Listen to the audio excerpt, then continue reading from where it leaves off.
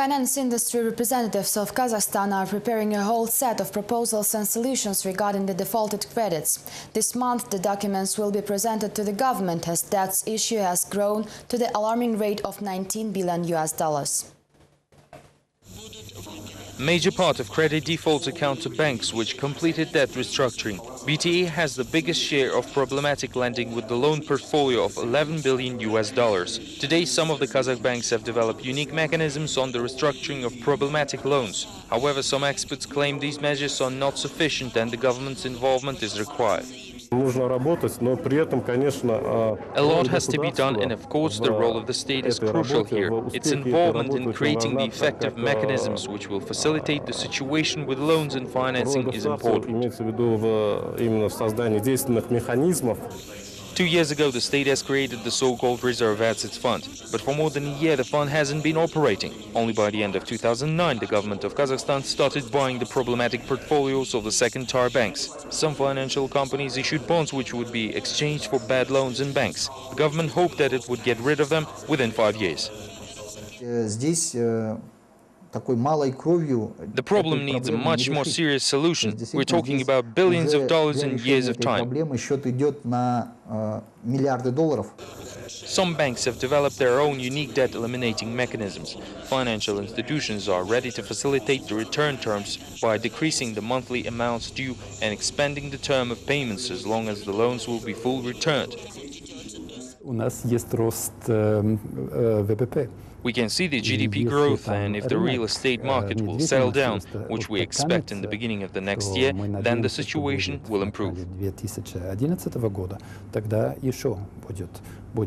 Currently, the volume of unpaid loans makes up the third of Kazakh banks' assets. In case if the government will not take certain actions, a half of the land credits may become inactive.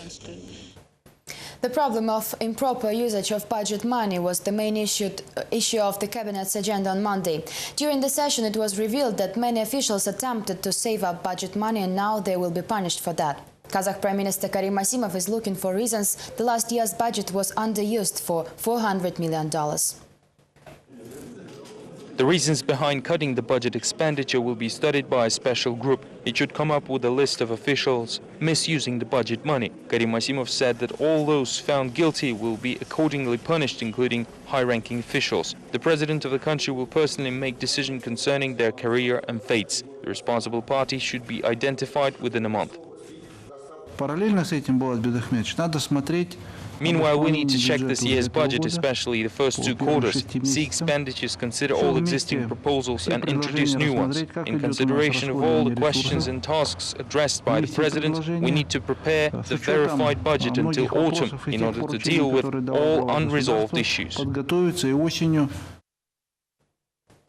Non-governmental sector of Kazakhstan claims that NGOs are working inefficiently. The statement was made on June 14th by the leaders of Zhalgaz and Neavita public associations.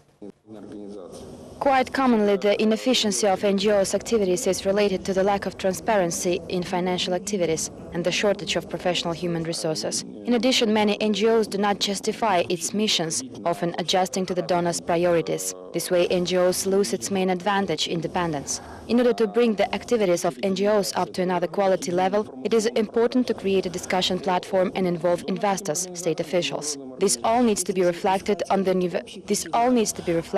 Universal Information Portal for NGOs. We wanted to unite the efforts and hold a dialogue, but so far these efforts failed. Therefore, we decided to speak to the press and deliver our messages to international organizations and state bodies, saying there are problems that need to be addressed. We don't know how to solve them, but we propose a mechanism. We will be contacting the MFA, Culture Ministry, and a number of international organizations. We don't know who will be facilitating the process of dialogue on the state level. It is something to think about, but we brought up the initiative.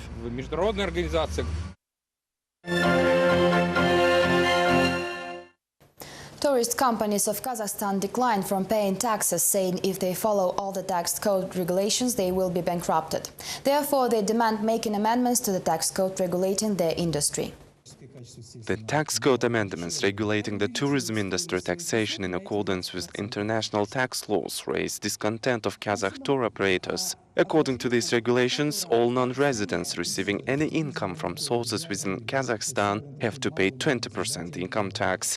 I personally tell my clients that if there is a chance, they should introduce themselves as Kazakh citizens so that everyone around knows that we do not ride on donkeys anymore and live in a great and educated state with beautiful and rich people.